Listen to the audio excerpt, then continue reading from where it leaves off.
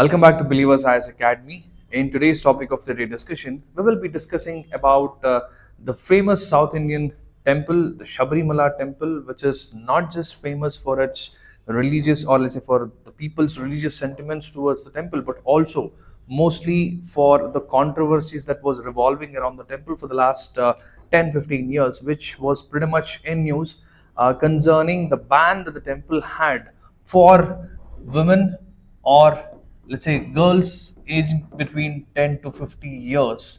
And after, when the Supreme Court allowed or said that this particular restriction on the age group between 10 to 15, or in general the restriction on women entry to the temple, was proved unconstitutional by the Supreme Court very recently in 2018.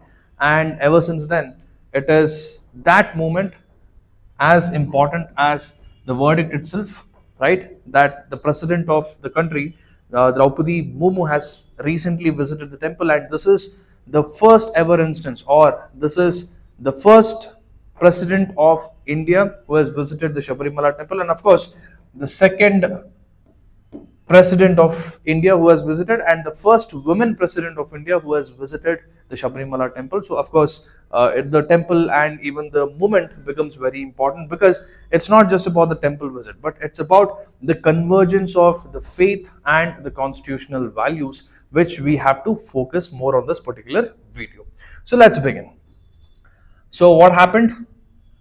October 2025, very recently, the President of India, Droupadi Murmu ji, has recently visited the temple, and she has become the first woman president of India to visit the Sabarimala temple, right? And her visit is seen as an historic moment, not just because of the entry, but because of the significance that it holds, right, concerning the social and the constitutional values and even the constitutional symbolism that this entry carries, connecting faith, gender equality, debates, and all the controversies that it tries to engulf, right, after this visit has pretty much covered the entire news.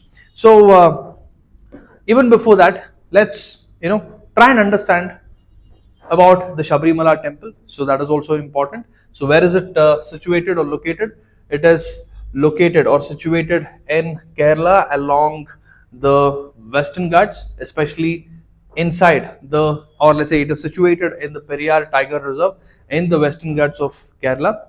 And it is also considered to be South India's most renowned pilgrimages after Tirumala, right? And talking about the deity, it is the Lord Ayyappa who is being worshipped in that particular temple, and it is believed that Lord Ayyappa is the son of Lord Shiva and Mohini, which is the female incarnation of Lord Vishnu.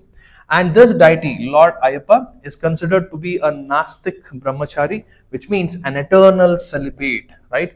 And now I think it is pretty much easy for you to connect the dots as to why the female or the women entry was banned to the temple, considering or respecting the Naistika Brahmachari, or let's say the eternal celibacy of the Lord himself. The temple entry was banned for women, and in fact that is what was the controversy, and that is the reason why lots of petitions were filed in Supreme Court to bring down this particular restriction, right? Well, anyways, we'll discuss about all those timeline of the various judgments and various Supreme Court verdicts. Before that, let's also talk about a unique tradition that gets followed in this Sabarimala temple, or amidst the Sabarimala devotees. So these devotees, the Sabarimala devotees, on a yearly basis, they set aside 41 days of theirs, right, for penance, and they do a very serious vrata in that particular 41 days, where they completely move out of their homes, leave out their families, and probably reside in a particular temple. And this 41 days, they completely devote themselves to the God devotionally, even even mentally, and also even physically. And before they visit the temple, they ensure that their mind, body, and soul is completely devoid of all the evil necessities, or all the evil needs, or let's say the means of the normal human being, right? And that is when they go to visit the Lord Ayyappa after the 41-day penance. So traditionally, women aged 10 to 50 years generally were not allowed to take part in this particular ritual, or they were not allowed for this temple as a whole, because if you see, this is the age between when a girl usually menstruates, right? And they were not allowed to enter to uphold the deities, the Lord Ayyappa's celibacy, right? So hence this was considered to be a huge problem, and a lot of allegations happened. In fact, right in 1991, Supreme Court, I mean, a case had gone into Supreme Court, which was the case S. Mahendran versus the Secretary Travancore Devaswam Board, was, the Kerala High Court, right? And at that particular point of time, Supreme Court upheld this restriction, saying that this ban for girls to not enter the temple is a long-standing custom, and hence it is not unconstitutional. Which means the Supreme Court said it is not violating Article 14, it is not violating Article 25, because it is a long-standing custom and a belief that this particular temple has been following since ages, so it's fine. But over the period of next 10-15 years, right, another petition was filed by the Indian Young Lawyers Association versus again the state of Kerala, where they filed a petition in Supreme Court challenging that this particular exclusion of women of a particular category or particular age category is violating Article 14, 15, 17 and even 25. So hence, in the year 2016, exactly after 10 years, Supreme Court revived this particular case and referred this case to a 5-judge constitution bench for a wider interpretation.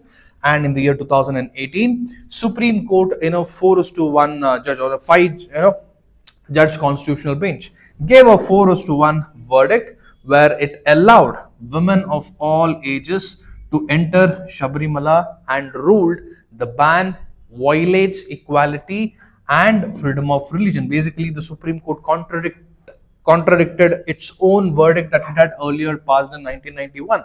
So this is the beauty of the judiciary, the beauty of having a constitution, the example as to how constitution is evolving or the society is evolving, right? Because in 1991, the Supreme Court had said that this ban is unconstitutional, but the very 10 or let's say 10, 20 years later, 20, 25 years later, the same Supreme Court allowed that woman, or agreed that this particular ban on women is unconstitutional, and hence it allowed women of all ages to enter Sabarimala, and also ruled that this ban violates equality under Article 14 and also freedom of religion under Article 25.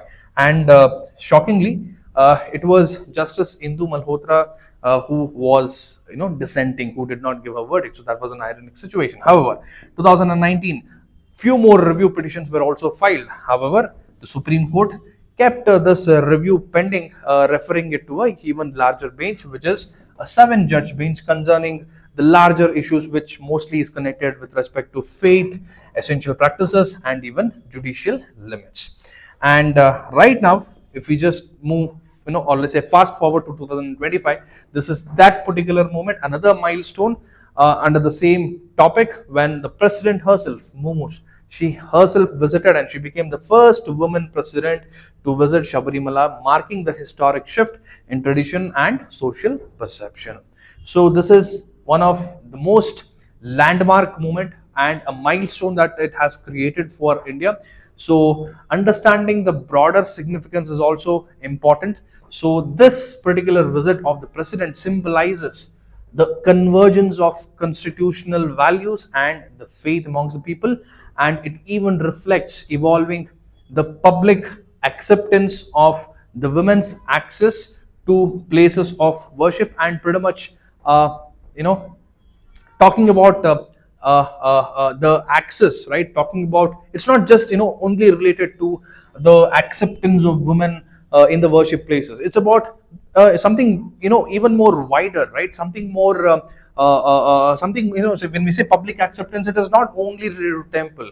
It is about the change in the behavior, the change in the perception of the people, the society, and also especially the lens, the judicial lens, the change in the judicial lens through which how certain constitutional values are interpreted. So it is that change which is also very important that we have to take away from this particular topic. And it also highlights how religious customs are adapting within the framework of equality. So even this is also important, because religion time and again is perceived as something very rigid and not so flexible, and it does not accommodate changes, right? But this one instance proves that religious sentiments or religious customs are also adaptable, are also customizable. It's not, probably customizable is the wrong word, but it is also adaptable, and it changes with the necessities and the needs of the people over the period of time.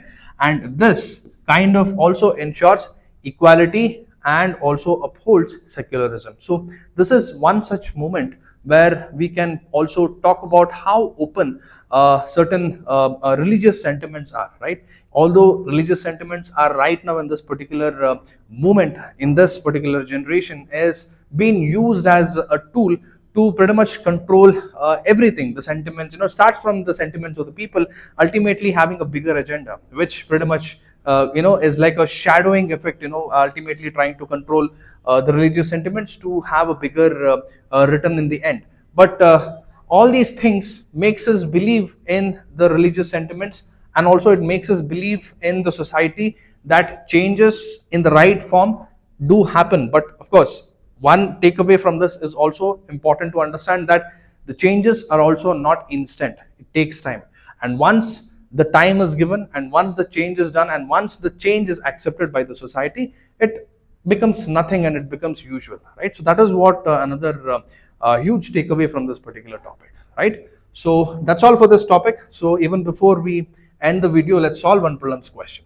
With reference to the Sabarimala temple issue, consider the following statements. The temple is dedicated to Lord Ayyappa, the son of Lord Shiva and Mohini. The Kerala High Court in 1991 had upheld the entry of women of all ages into the temple.